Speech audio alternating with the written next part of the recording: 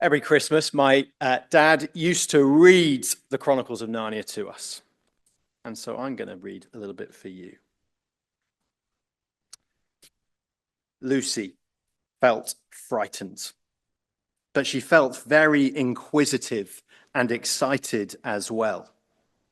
She looked back over her shoulder, and there between the dark tree trunks, she could still see the open doorway of the wardrobe, and even catch a glimpse of the empty room from which she'd set out. It seemed to be still daylight there. I can always get back if anything goes wrong, thought Lucy. She began to walk forward, crunch, crunch, over the snow and through the woods towards the other light.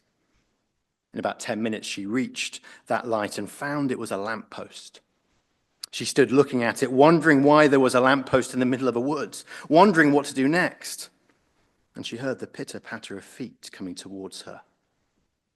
Soon after that, a very strange person popped out from among the trees into the light of the lamppost. He had a cigar in his mouth, looked like an academic, was dressed in a three-piece suit, looked inquisitively at Lucy. Nice to meet you, Lucy. My name's Clive Lewis. I'm the author of this book. The absurd idea of the author entering his or her own creation is what we talk about at Christmas. The Word, we saw it in John 1 there, the Word existing for all eternity, the second person of the Trinity through whom all things were made, came into the world. And he didn't come into the world as a spirit, didn't come just as light. No, verse 14, that amazing verse tells us the Word became flesh and made his dwelling among us. And it is staggering when we stop to think about that. John said, we say we have beheld his glory. And so for the next few minutes, let's try and do that. I don't know about you, I can sometimes find it hard to get into the Christmas spirit. I think part of that is because I have lost the wonder of the incarnation. And one of the great privileges of preaching and teaching is having to slow down and chew and mull on wonderful passages like this. And God's been really kind. I've been struck afresh this Christmas with the wonder of the incarnation. Because there's nothing more incredible, nothing more fantastical than it. It's outrageous when we stop to think about it that an infinite and holy God would choose to become finite, to become limited, to live amongst people like us, unholy sinners. That the author of creation would come into creation. This is what separates Christianity from Islam or Judaism or any other philosophy. How on earth, they ask, could a God, a holy God, a pure God, become a man? On the incarnation, the whole gospel rests, the whole of salvation rests. Now, you'll know this. It's one of the most debated and discussed doctrines in church history and today. Was Jesus merely a God like man, or was he a man like God? Or as John says here, 100% God, 100% man at the same time. Because John is unambiguous and it's shocking. The Word became flesh. And we need to uphold this and affirm this. He wasn't like Spider-Man. Spider-Man, a human injected with a little bit of a godlike power. He wasn't like Superman, a god just pretending to be a man, put on those glasses and we all just thought he was a journalist. Not like the Hulk. You know the Hulk? 50% God, 50% man, always at battle with his identity, fighting. No, the Bible clearly teaches us he's both fully man and fully God. There is a mystery there. John is at pains in the early part of his prologue in this gospel to tell us about the Word. He doesn't move too quickly to speak about Jesus Christ. And his original readers would have got that inference. The Word, the one who was in the beginning, who was with God, who was God, who through him all things were made, nothing without him was made flesh. It is truly scandalous.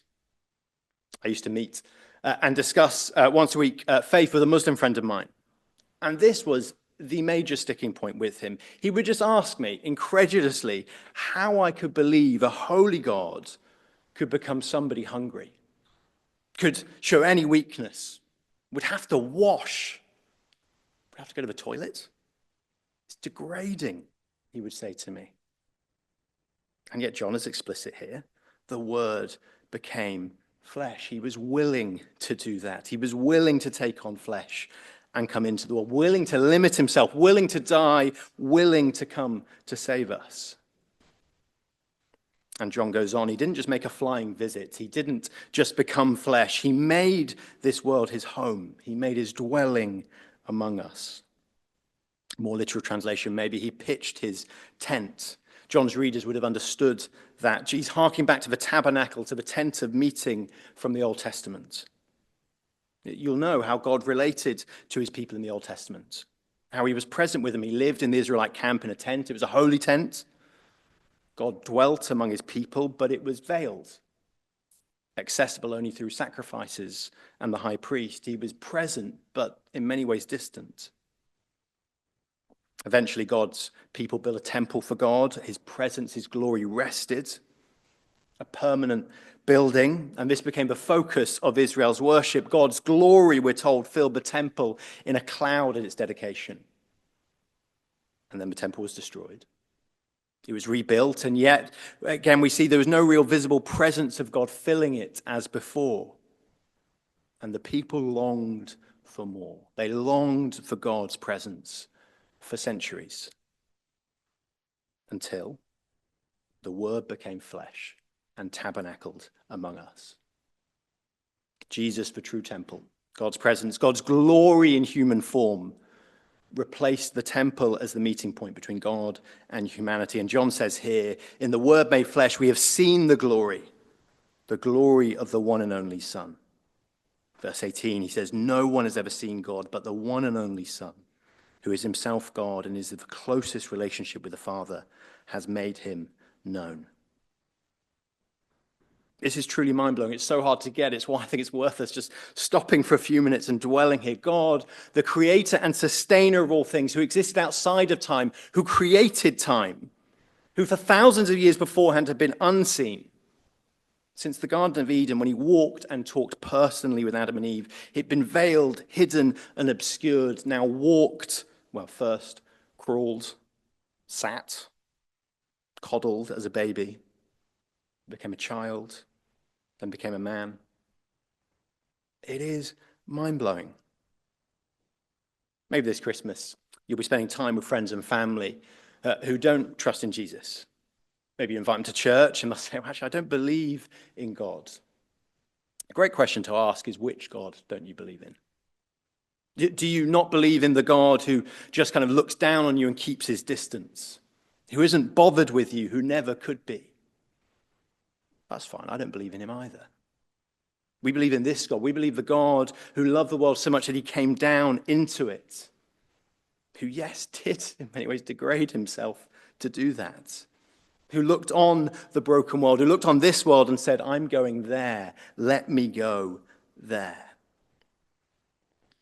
And one wonderful implication of this is because God became fully human, we have a God who can truly sympathize with us, who knows us, who we can truly relate to.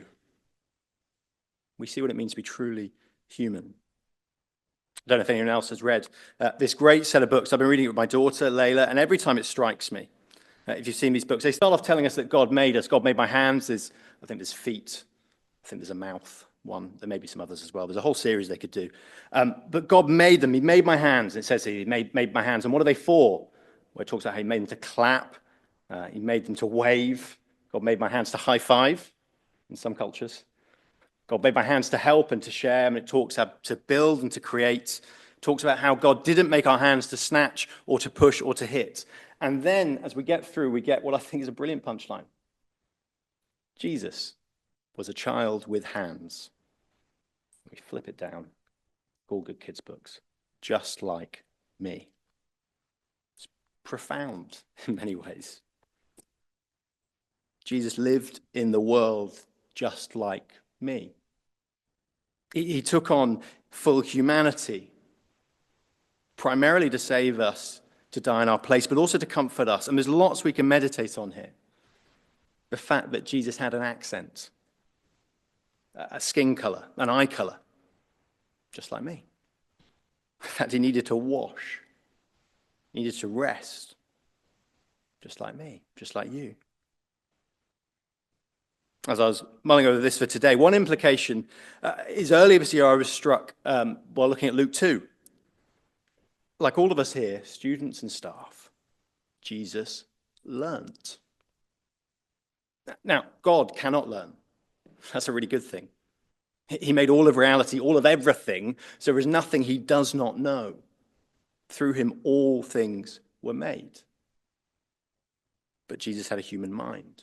We see in Luke 2 how he learned, he grew in wisdom. In Jesus, God somehow became a learner. And hopefully that's an encouragement for you as you learn. We see Jesus sitting and learning and growing in wisdom in the temple, listening and asking questions. He gets what it's like for you. He understands this part of your life. And note this, because Jesus came in a body, because he came into our world, it does affirm that our world and our body and our physicalness is a good thing. God himself became one of us. What higher dignity is there for humanity? And it reminds us that the stuff of creation is a good thing as well. God hasn't given up on it. The promise of eternal life we see throughout John isn't a life away from the physical world, from physical bodies. It's not clouds and spirits. It could be harps, they're physical, but it's not clouds and spirits necessarily. If we believe in Jesus, we will spend eternity with him in the new creation. So that does mean we can enjoy the wonderful, good, physical gifts God has given us now.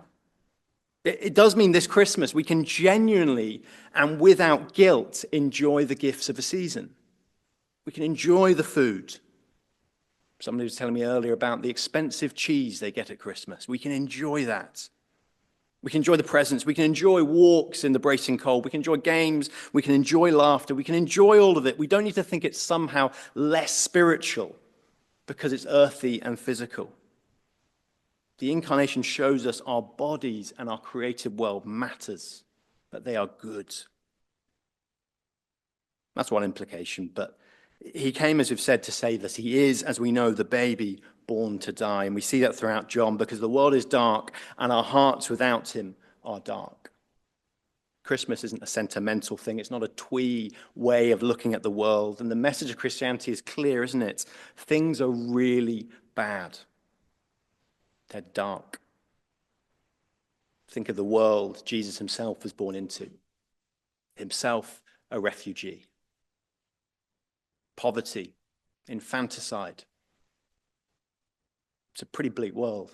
It's a world we maybe recognize ourselves a little bit. Things are bad.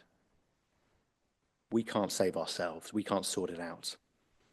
But we see here in John 1 there is hope. The true light that gives light to everyone was coming into the world. We needed a sacrifice to die in our place. And it needed to be someone fully human who could actually die. And yet it needed to be a perfect sacrifice. Or how could we have any confidence that our sin had actually been dealt with? Or any confidence in the resurrected life to come? We needed the Word to become flesh. Now, as I've mulled on this more, and you read a lot about it, it's pretty incomprehensible.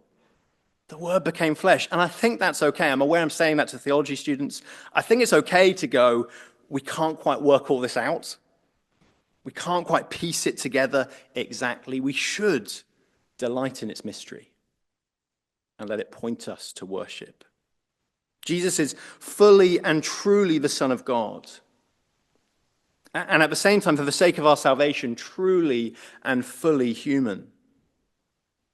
Showing us what God is like, showing us that we can know God. The Word became flesh. And then as we end, this is where it's incredible. The Word became flesh to dwell among us. We see that in verse 14. To save us.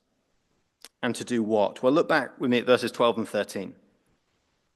It says, those who received him, who believed in his name, That means that those who believed in all of his character, all of who he is and what he's done, he gave the right to be children of God.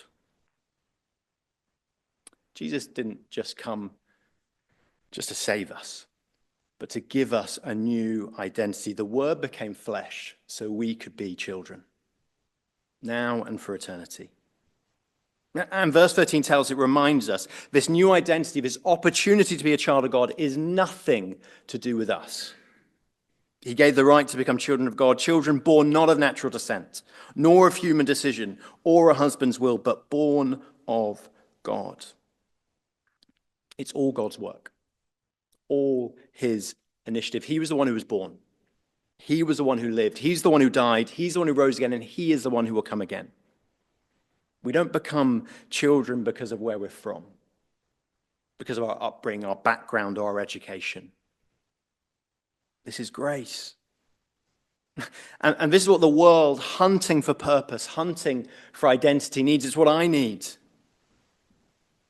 I spent quite a lot of time working with and sharing the gospel with sports people. And we'll often reflect, we'll ask them that question, what view of God do you have? Who is your God? And it's really interesting how time and time again, their view of God has been massively skewed by their view of authority. More often than not, their coach. So many describe God in a way like a cosmic coach, stopwatch in hand. Tell him to go faster, do better, and go again. Kind of looking disapprovingly from the stands. They'll ask big questions. Why didn't I win that race? Is it because God doesn't love me? Did I not perform well enough? Did I make a mistake the day before? Is that why I've not won? This is not the picture of God the Bible gives. God is not a cosmic coach deciding if you're in and out of his team. He's our heavenly Father who delights to call us his children. He's not in the stands sitting back to see how we perform. He's with us now by his Spirit in the ups and downs of our lives. And he gets our lives, having grown up and lived on this earth.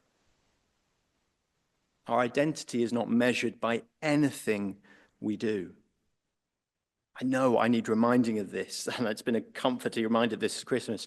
I don't need my work to define me and tell me who I am. I can easily slip into thinking that what I do, how well or not I parent, how well or not I'm a husband or an employee or a pastor affects who I am, who I truly am. And my emotions rise and fall so easily based on what I think of myself and what I think others think of me. And so I live out of a place of fear, where the whole of the Christmas story shouts, "Fear not." Because the truth is, we cannot find our identity by either looking inside ourselves to how we feel or outside to what others think. We need the author. We need the author of the whole story. The one who wrote it, the one who wrote all the characters in the book, the one who created the whole world to tell us who we are, one who truly knows us, someone authoritative. Just take 15 seconds now. What do you think God thinks of you? If I was to say to you, what do you think God thinks of you today? What would you say?